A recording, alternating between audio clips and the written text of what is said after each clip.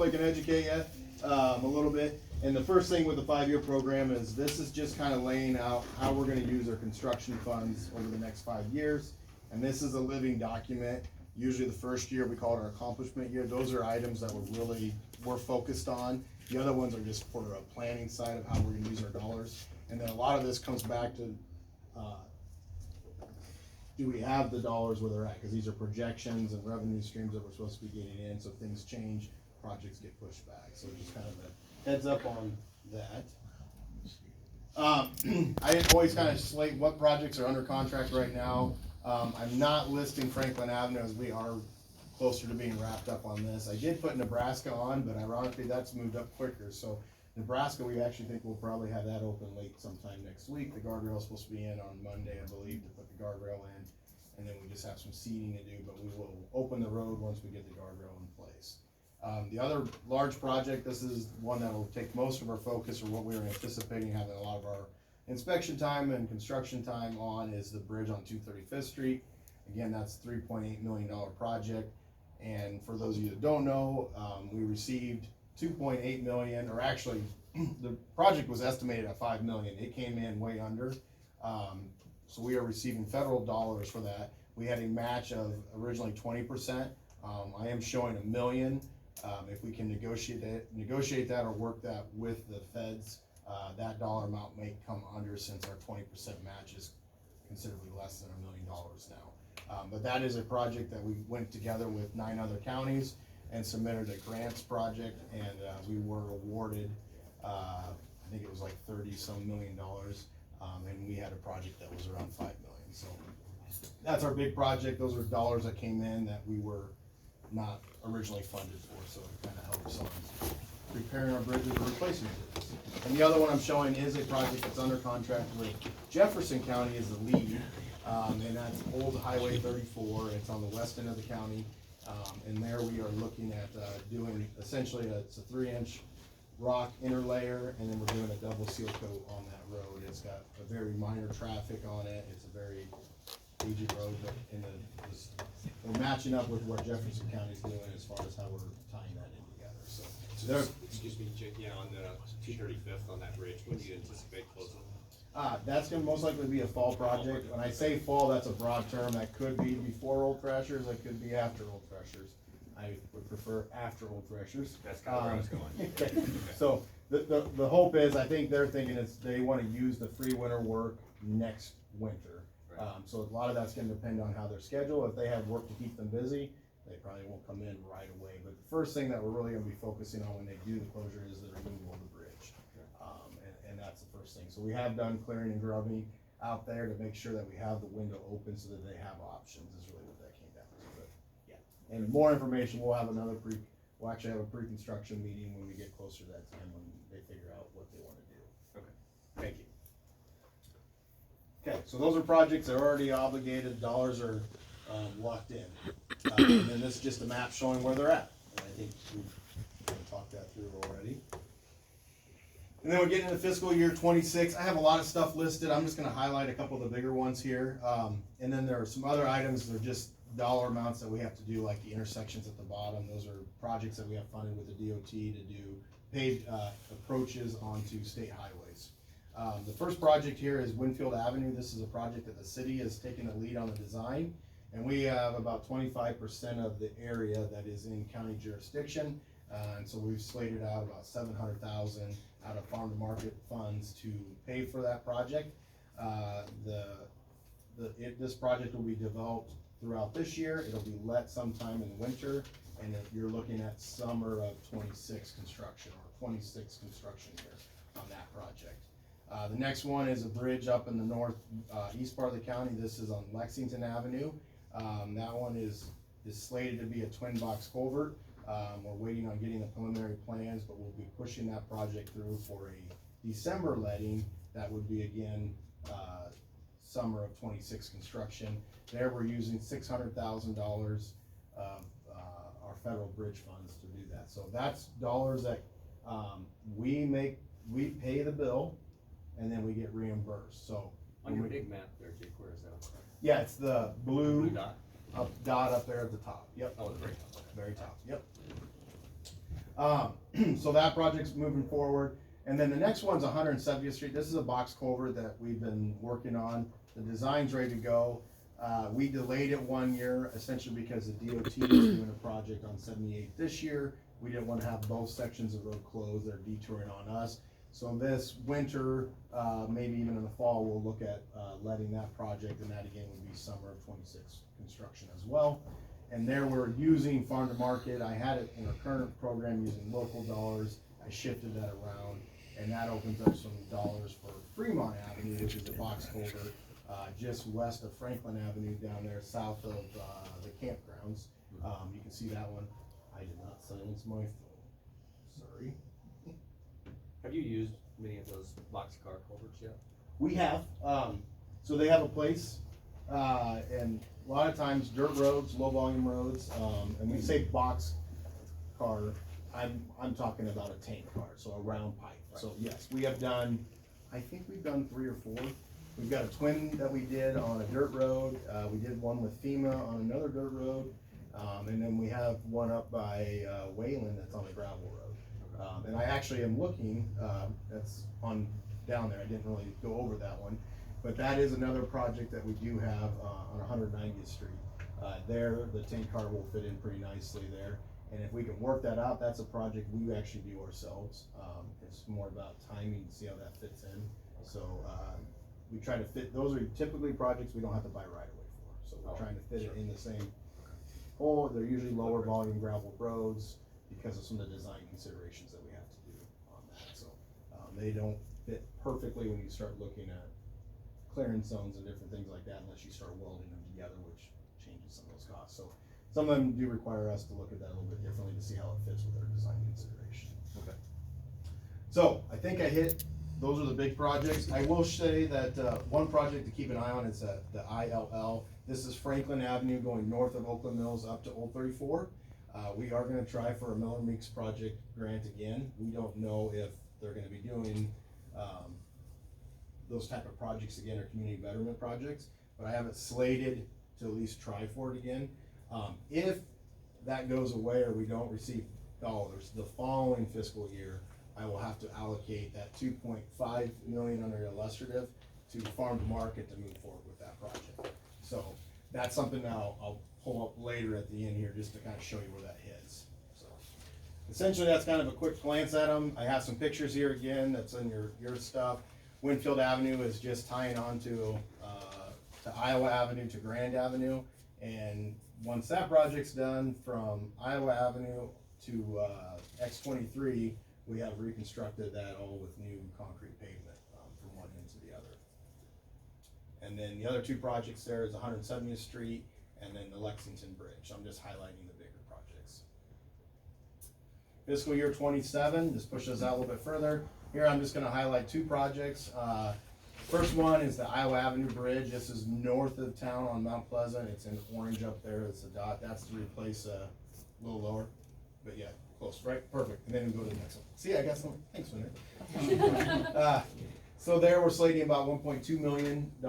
We have tried for some different funding mechanisms for that bridge. We haven't been successful. We're still kind of working on some of that in the background. I don't think that's gonna happen, so we're gonna push. One of the issues that we run into is we try to eliminate we try to minimize posting bridges on a paved road. And so sometimes that eliminates us for some of the mechanisms that we could go after.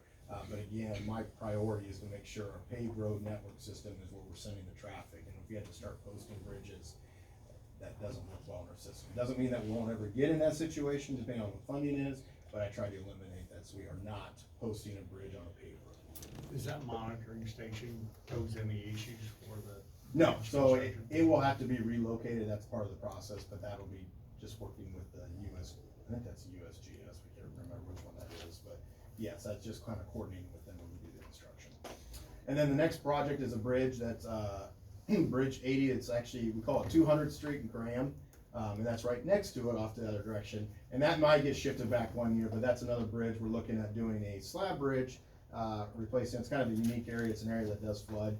Just with the geometrics of the ground, we're not gonna be able to get really out of that floodplain, so it is what we consider almost like a floodable bridge, but it's a slab bridge. Most of our water is dead water because it's backing up from Big Creek, But it's kind of there's a lot of stuff happening in that little area, so that one's kind of a unique design when we're looking at that. Wood floor now. That has a wood Right floor there by down. Richard Nicholson. Yes, yeah. So again, that's pretty much it. There's a few other little projects that we're talking about, and you asked about the twin, like, tank cars. I've listed those in, mainly saying I know what I wanna do, it's just more about waiting until I got enough dollars, local dollars, to run those projects through. And the twin tank car on 126th Street, that's been on there for 3 years now, so it hasn't jumped up to where I can get into my accomplishment year. And some of this is just, these are things I know we wanna work on. Oh, I didn't talk about 110th Street, this is one that's been on there, that's the middle project. And again, I also programmed the bridge on Nashua this year, just to show you, we have some decisions to make so we can see what those are gonna cost, to do. But 110th Street is a dirt road that we have, proposed to maybe upgrade to a gravel road. We've done the design on it, got some things laid out, right of way there's a need for right of way there, and then trying to weigh the pros and cons of upgrading that to Class A, and then what we do with the bridge, or do we replace the bridge and leave the dirt road as a dirt road, so. So excuse me, Jake, what's the criteria then from going from one classification on that road to another? Are you getting more traffic, or is it? It's just more about access. We have the bridge is around $800,000, the dirt road upgrade would probably be, I have it slated at like 100.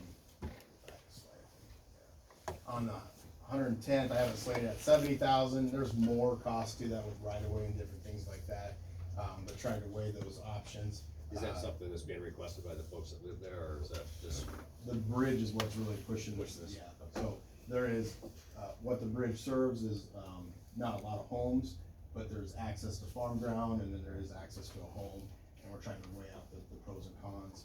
It may be, could eventually be a combination of both. I'm not saying we'll walk away from that bridge completely, but it is significant dollar amount, so Yeah. that's what we've been toying. Not everybody's always in favor of the right-of-way stuff, so I think that's kind of what's pushing it right now, is if do we really go that route or not, so. Kind of vaguely familiar with that. Okay, good, all right. But what really pushed that was connectivity, Right. and it's based on the bridge that's driving that cost. So, I think we talked about all those, so that's the big projects for fiscal year 27. Now we're getting into fiscal year 28. This first project is our next regional federal project, so this would be kind of equivalent to what Franklin Avenue was as far as where are the dollars coming from. We're using our federal dollars. Usually about 3 to 4 years, we apply for our federal dollars. It's our turn to apply for dollars. Right now we have slated about 1.8 million that we'll be receiving. And the project that we're looking at is going from Highway 218 to Oasis Avenue, and we have a slate across there of about 2.9 million. What's a little different on that project is currently an asphalt road. We're proposing to mill off a couple inches and actually doing a 6-inch to 7-inch concrete overlay on top of that one. So changing the direction we're gonna go. In the process, we're gonna be doing some repairs and stuff out there. So one of the projects that's on the program already is that box culvert.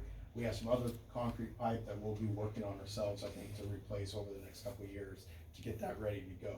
But we're gonna focus on the west half of the, called the Mount Union 170th Street project there. So that is slated, that will be pretty well locked in for that fiscal year 28. So that's probably looking at construction in 29. We do have the ability to push it back a little bit if we need to. A lot of it just depends if we get everything done that we need to get done in time and where the dollars come in at. So, and then the other bridge, what we just talked about with that dirt road, is I thrown this on there this year, is that we need to be making that decision on the Nashua Bridge, and it is a pony truss bridge. So it is one that you'd like to get off your system. It is currently posted at 20 tons, or 18 or 20, I can't remember now. I think it's 20 tons. So it's an access thing, and really what's driving that there is just the age of the structure, the type of structure that we're looking at. So there isn't a lot of rehab that can do to that. These are what we call fracture critical, so they require more bridge inspections from our consultant on a routine basis. So this one's actually inspected yearly, versus a lot of our bridges are 2 to 3 years depending on how they fit for aging. So, and then I have the last item of just, again, those are some DOT pavements. This is not necessarily in the program, but just to say I've got to keep track of, I've got this bill coming up that I've got to pay for those paved approaches and intersections. Then we get into fiscal year 29, it's getting us out there. We're looking at the remainder of 170th Street. And then that is gonna be going through the town of Mount Union. That is actually slated as an HMA with hopes that I can maybe look at doing a PCC on that. Right now, I've got it slated as an HMA mainly because of the constraints I have as I go through town there. So if we get more time, that project, it might get pushed back as we try to look at different ways to get us through that town. And then Nebraska Avenue, so the bridge that we just replaced, there is a smaller bridge to the north of that. There I'm slating some dollars for a twin box culvert to be constructed in there. And then that would actually raise the road a little bit in that section, so we try to eliminate some of the flooding issues that we have on Nebraska. And that would be the final structure on Nebraska from Winfield Avenue to 34, that we would have had all of our big structures replaced out there. So we've kind of piecemealed that project. I think we've done 3 or 4 different projects on Nebraska, and this would be the final piece of that. And then I have 2 illustrative projects. So when we go out for grants, 2 projects that I don't have funding for right now, they don't fit in our program with the dollars that I have, I'm showing them, and one is Racine. That would be some kind of resurfacing, most likely HMA, possibly looking at some concrete. And then the other one is from Salem to Highway 218, J20 there. That would most likely be a pavement replacement. So these are ones that we know are out there, so whenever there's a grant opportunity, these are the 2 projects that I'm pushing that are not a bridge project. Some of these grants are just specifically for bridge, but there's some other ones that we've looked at that we have tried, and these are 2 that I've identified that I need to find funding for. We don't currently have funding to do that. So the question might come in the audience, well, what are you gonna do if it needs replaced? It falls back onto, it'll be after we do Racine or the next project I talked to, but that's like fiscal year 31, 32. There's some pavement rehabilitation that we can do to try to stretch the life. One of the things we're gonna be doing on Racine this year is we're gonna be doing a slurry leveling. So basically they use brushes to seal in oil on the surface, and then they put a sand down or an aggregate just to seal off the pavement to kind of help seal all the cracks up. We did do some leveling out there on some joints last year. So there are some things that we're gonna be doing with maintenance dollars to try to push that life a little farther as we can. But those are needs that we do have. The pavement down at Salem, that's concrete. So you're looking at concrete patching that we do in-house. And then our dirt patch that we have, we've been out there the last couple of days working on that road as well. So there are things that we do to stretch the life out, but they are underlining, those are the pavements that we have concerns with that we need to be thinking about how to program. And then last, these are pictures of those, so sorry, I kind of got ahead of myself, but. And then we're getting into fiscal year 30. This is the last part of our 5-year program. Again, this is the New London Road. So it's gonna go from the county line to New London. There we're looking at just a mill and fill, very similar to some of our other HMA projects. We usually mill off 2 inches, we're gonna add 4 inches on. Some of that could change depending on what we have for dollars. We may have to evaluate what that looks like, but I have that slated for fiscal year 30, and that's using farm to market funds. Kicker to that is, we look at it all added up at the end. So the caveat to that 24 million that I show, I guess what I really want to state is, think of it as really 13 million, because we have around 11 million that is illustrative, so not actual dollars that we have to spend. But I'm showing a need for $24 million that we have for construction in our 5-year program. So again, fiscal year 26, it's pretty well locked in. We're gonna be looking at that 5.8 million of construction, for just construction dollars that we're using. Fiscal year 27 is, fiscal year 26 and 27 merge, but those dollars are pretty well locked in that we're gonna be spending. So we're kind of projecting 27 will be not a lot of new projects being let, but a lot of those other projects from the previous year will be constructed over fiscal year 27. And then we start going out there, fiscal year 29 is when we have that illustrative, 2 illustrative projects, so that's still a pretty light year for us. And then 2030 would show that we're utilizing more farm to market funds as well. So as we progress, that's kind of the program. There's a little bit of variability as we're looking at that stuff. And the big kicker for us is our farm to market account. So whenever we're looking, I think I have that coming up, even the next slide, but The farm to market account is really what drives what we can do. We have the ability to borrow 4 years ahead and receive a little over $1 million. And my program is currently right around 3 million on fiscal year 30. And there is one typo on here I'll point out. So this is on the farm to market in fiscal year 30, that should actually be shown as federal aid down below, there. So there's a little less on that. No, I'm right. I'm getting mixed up myself. Fiscal year 30 Racine is a farm to market. It is in fiscal year 28 that we're getting the federal dollars. So I got myself caught up there. So everyone, it is correct, Tracy. We've looked at this how many different times. So apologize. This is the same graph I showed you at the county budget when I presented. They're just talking about the dollars that are coming in. This is income coming into the county. Since we're talking construction, farm to market, we're looking at just about $1.1 million a year. Our federal bridge funds are currently slated around $660,000 a year. When we replace the bridge on 235th Street, we will see our bridge funds go down because we have just improved one of our structures, and part of our funding is the condition and the rating of your bridges that you have in your county. So that number fluctuates. We usually look at a 4-year average when I'm trying to figure out where we're at for programming. Just to that point then, Jake, so it's a 4-year running average, and then does that take into account for all the bridges in the county that you have to maintain? Yep. Okay. Roughly. Any federal bridge, any FHWA bridge. So Okay. any bridge classification from the Fed standpoint is anything over 20 feet in length. Okay. So if it is the example I would use 190th Street where I had that that tank car project going in, that is not considered a bridge. That's considered like a culvert. So from the perspective of federal highway. So how many bridges fall into that roughly? So how many bridges do we have? 150? 120, roughly 120 bridges. 120. Yeah. Out of What now? out of how many? No, we How have how many fall into that category? 120 bridges roughly is what we have that are federal highway bridges, and then I wouldn't even wanna, I don't have no idea off the top of my head. Total. Because we consider the other ones, there's probably another 60 of these smaller structures. I wouldn't call them necessarily bridges, cause they're kind of a modified culvert, different thing like that we're looking at. Okay. But the 120 bridges, and that's a ballpark, that number fluctuates depending on what we do for replacements and different things like that, but 120 is what we're looking at. So, now we're looking at fund balances. So the top line, we'll talk about the good news and the bad news. The top line is our bridge fund.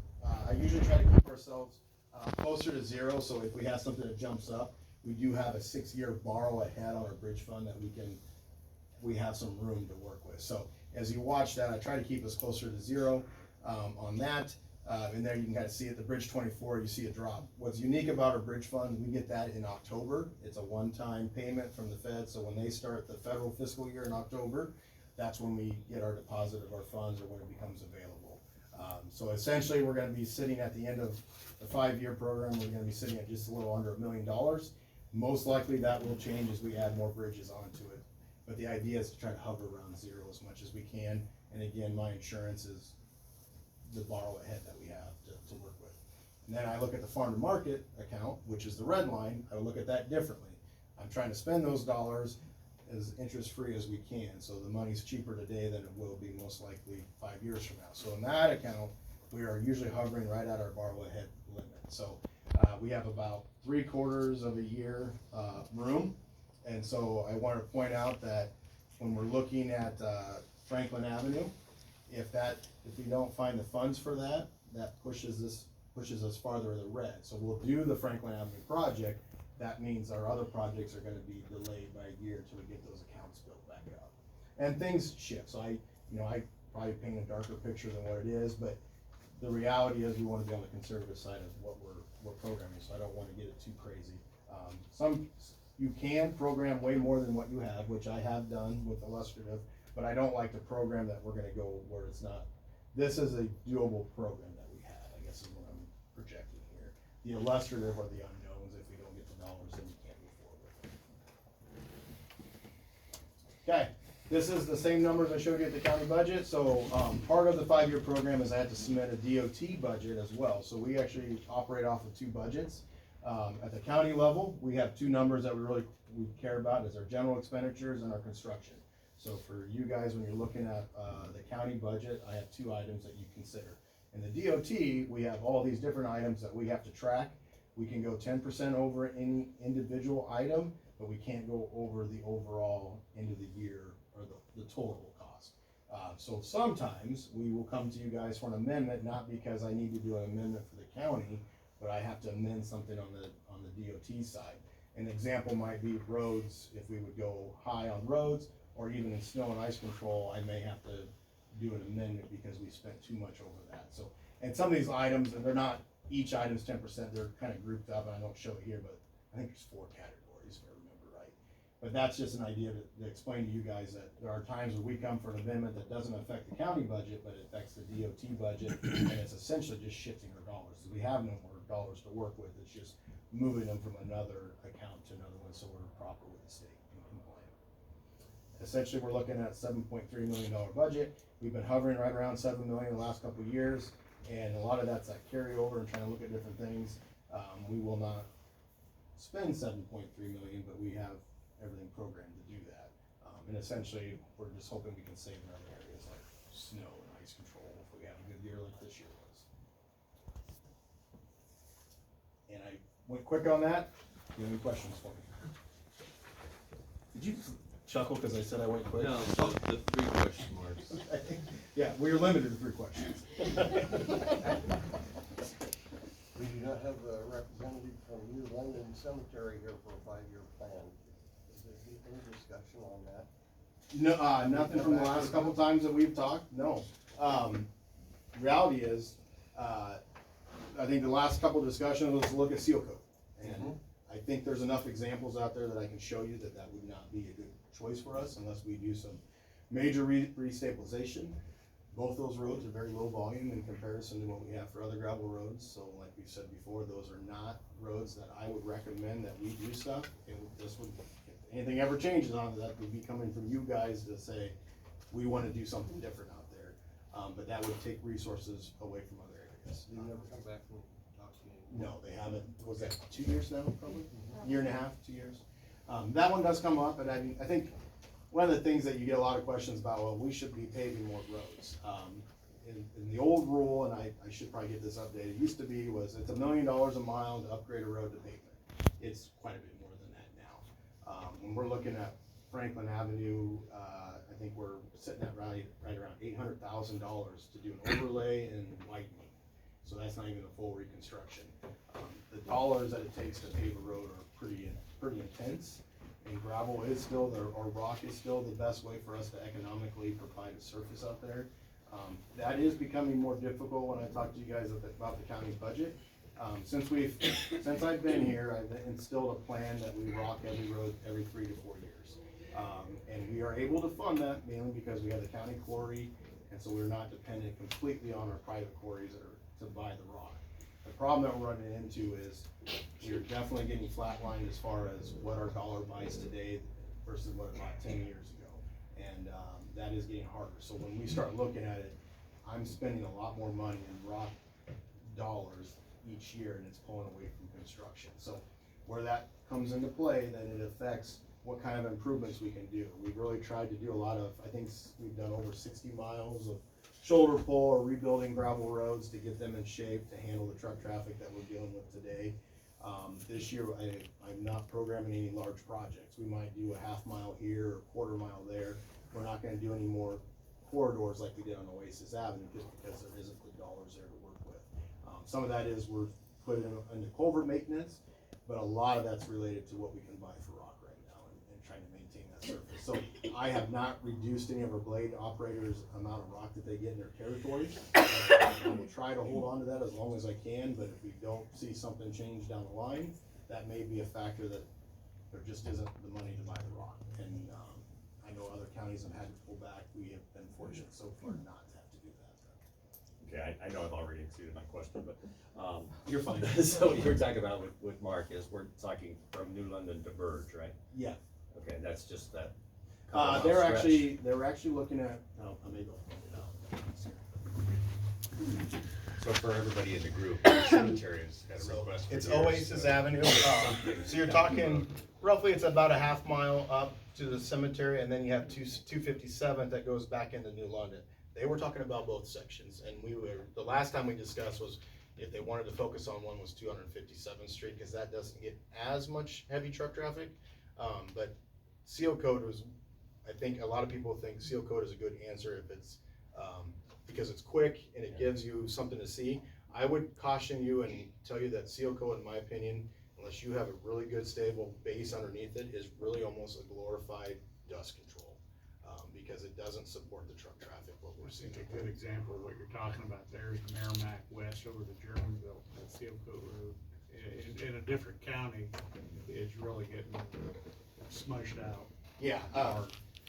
yeah, and on our section, we have done some stabilization out there, but again, that's a good example of be cautious when we start talking about quick fixes. A lot of other we usually get compared to, why is Illinois doing what Illinois does? They don't have rock roads. But I would caution you, if you actually drive their secondary road system, they are a lot narrower roads. They're like 18, 20 feet. I can speak, since there's a video there, my sister lives on one in Illinois that's 18, 20 feet, and you drive like this. And they do have financial problems out there as well, as far as funding their road system. So different system, it does have some benefits from the no dust and different things like that, but as far as supporting the truck traffic, which we are in Iowa, which is an ag community, we have to figure out ways to support the truck traffic that we're dealing with. Okay. So again, Mark, were you talking specifically about New London to Burge or just the whole road there? New London Burge. New London Access to the To cemetery. the cemetery, okay. And their issue, I think, has been dust is a big thing when they have it. I mean, their request is not outrageous, it's just financially, what can we actually support to do? And Because of the volume of traffic and. the volume of traffic, and then just our other needs in the county. Trying to add more paved road systems, I would just always caution us to make sure that it is beneficial to the whole county to pave a road. I think we've talked about 255th Street is one that goes to the airport road because of the quarry traffic, the amount of material, the amount of traffic that we see. That is one that's there. Merrimack Road is another one that has shown some need there, but there's just a financial, can we afford to do it? Okay, well, you led right into my next question then. Lexington Avenue has been on a comprehensive plan for some time. Yep. And there appears to be a significant amount of traffic coming out of the southern part of the county as well as Lee County for jobs in Mount Pleasant. So is there been a look at that road for? Not since I've been here. Even the traffic counts right now are still under 200 vehicles a day. I don't have the numbers in front of me, but they are still substantially smaller at this point. Typically, you have in order to pave a gravel road, there's a paving point criteria that the DOT has that you aren't just paving anywhere. Right. So you have to justify that. So we have not looked at that. The Lexington, why is it paved where it is? That was a project that was funded by the residents in that area. So that was, what's the word, tax? Assessment, yeah. So that was proposed by that. Like, they were originally just paving for the airport, I believe. And then when they got so far, that's where the residents out there said, we want it down to here. So they actually paid for that pavement, and the county took that on after that. So we are responsible for from that point on, but that is a project that was funded. So going forward, no, we have rebuilt or done shoulder pull work on Lexington all the way through to the bridge at the south end to try to handle some of that traffic. But we're not seeing the volume yet the volume isn't near what Merrimack would be at this point. Okay. Now, I'm not talking about feeling, I'm talking about like when we do the data collection, Right. that's what we're seeing. And The has public that been would done tell you recently? differently, yeah. Has that been done recently? or the last Yeah, so 3 it's or on a 4 years? 4-year cycle, and we could always make a request to do them extra, but the state moves around in a 4-year pattern to handle our traffic count. So we just wrapped up, I think it's 2 years ago. If I had internet access, I could actually pull that up, I guess. But And the reason I'm asking is because, like I mentioned, this on the comprehensive plan has been mentioned several times in the comprehensive plan, bringing traffic flow into Mount Pleasant just to bring more bodies to be able to fill the jobs and fill the void that may be here eventually as we grow, and hopefully we grow to that point. But it also goes back to talking about updating our comprehensive plan here. And I've been talking to these guys about getting that done, so we better understand those traffic flows specifically, and that's come up with the Mount Pleasant area community development as well. Well, on a comprehensive plan, typically the road department, I would be involved in that process. I hope so. Right. Well, it'd be nice. But it's a good question. There's a lot of different plans. I know the county I came from, we had a 3 mile. So you would drive 3 miles in any direction. The goal was you did a paved road. So as far as getting farm to market, that plan was focused on getting goods out of the county. And what you're talking about is maybe a direct route to it that would definitely come onto it, but it would fill a void. There isn't a lot of connections in between. And when you start looking at the big map, we're really, our geography really dictates where we have paved roads at because of the river. So a lot of our crossings and different things like that we have to work with, so. Yeah, so to your point then, with how you configure that, like 218 to X23 would be the only two paved corridors between, right? Correct, yep. And that's And about, it's probably even worse when you look at There the it was. southwest quadrant of the county and the northwest quadrant of the county as far as what we've seen for connections, so, yeah. okay. Another question I had in reference to that, maybe, I know it's gonna be kind of vague and maybe Rich has some input as well, but some update on Highway 218, that's gonna get closed here very soon. Is that gonna impact? So they have the crossover built, so Yeah. when they get the bridge, we are an emergency detour route, which would take you, the emergency takes you to Pickle Church up to New London. Is That's the the route route. that, that's the route they have. If there would be an accident in that construction zone, they would send traffic, and typically, we're talking, couple hours, hopefully. Temporary. Yeah. Cause that's posted to close on the 7th of April, right? Yep. And the construction wise, otherwise, the normal flow of traffic really isn't gonna change, other than if there was an emergency, some kind of emergency that would dictate it. The one thing that is a little better this time than what they did the last time they closed the bridge is they have paved the shoulders on each approach. The actual crossover is the standard width that they do, but the last time we had some issues on the Skunk River, they didn't have those shoulders paved, and we had trouble where the shoulders were getting soft, and we actually had to shut down 218 for a day, I believe, and then they sent for one full day the 218 traffic around, and that was quite a shock to the community. It was something I else. don't think anybody really enjoyed that. We were not enjoying that Remember well. that? So yeah, we've had a few things, but there is some communication with the DOT that we try to work together. We know that there's constraints that they run into, so we can help, we try to help. Okay. Last question, you've talked about a new maintenance shed? I have talked about that. It's not in this side No, of it's it, not, yeah. yeah. Okay. But yes, our county maintenance shop, where our mechanics work, we have 12-foot wide doors, 12-foot tall, so we are limited. The equipment that our shed's built for, doesn't meet what we have today. And so that's been a desire.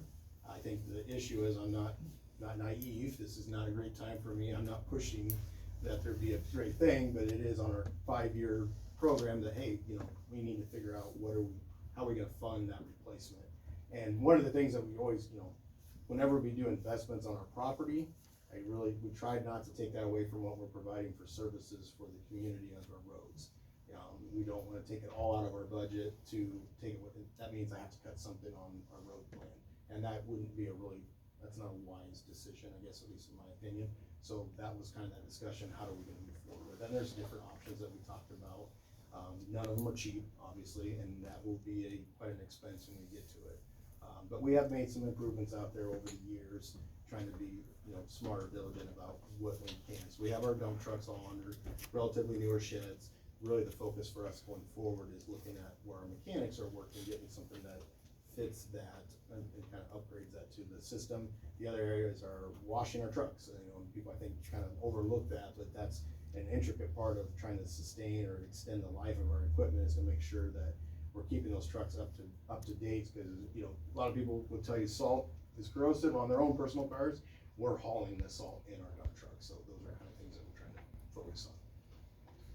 Kind of go along with the shop, I mean, it doesn't take an engineer to figure out you're cramped for space. You pull a motor grader in there or a dump truck, and the dump truck bed can't go clear up. That seems to be a maintenance problem, a maintenance concern anyway. We have a lift in there for our dump truck that you guys had funded when I first got here. Our old system was outdated, so we have a lift, and we literally can go about 4 feet high. It does make it more comfortable for the mechanic to do it, but we would have a lot of yes. It's size. At the time our shop was built, it was perfect for what we had for equipment. The equipment's almost double, from a motor grader standpoint, it's almost doubled on what we're doing out there. So. How old is that facility? 40, 20? 1968, wasn't it, I think? There's a plaque in our doorway. I can tell you, I'll bring that information to you, that way, so yes. Second question, how many lane miles of gravel road do you maintain? Yeah, it's right, I always kind of round Roughly. numbers, 550 miles of gravel in our county. I think it might be like 540, but it's a lot easier to remember 550. And same question on paved or hard surface road. Right around 120 miles of paved. You don't have that in your sheets there. You guys, I'm gonna have to come up and make sure I'm ready to go on this.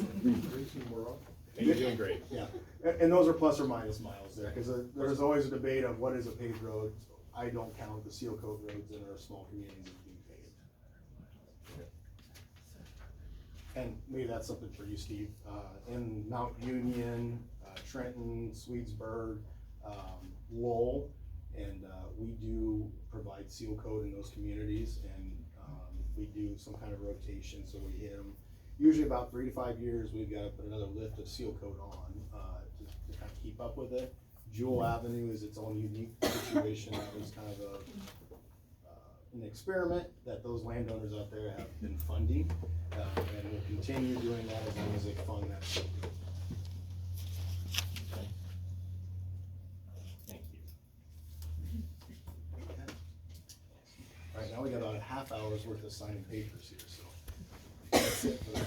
So the first item would be, is if you guys are good with that, I'd like to have you entertain a motion for 11-2025-20, that the fiscal year 2026 Iowa DOT budget and 5-year construction program be brought before the board for discussion, and the chairman is hereby authorized to sign. We have that motion. I'll make that motion, yes. Is there a second? Any other discussion on that, other than what he's already presented? And that's gonna be subject to change as necessary, right? A 5-year program is, every year I come up, It's flexible. so what I would tell you is our accomplishment year is what we really discuss, that's that county budget time. And the accomplishment year, those are projects that are in development, they're moving. Right. Those are usually not as negotiable unless you guys come back and tell me, we don't wanna do it, we wanna be done. Adding stuff does require an amendment, so, and we have done that in the past where a bridge project. Okay, We have to come up and get approved from the state to do it. perfect, okay. Thank you. All those in favor of the 5-year construction and budget for the Iowa DOT for fiscal year 2026? Say aye. Aye. Aye. Opposed?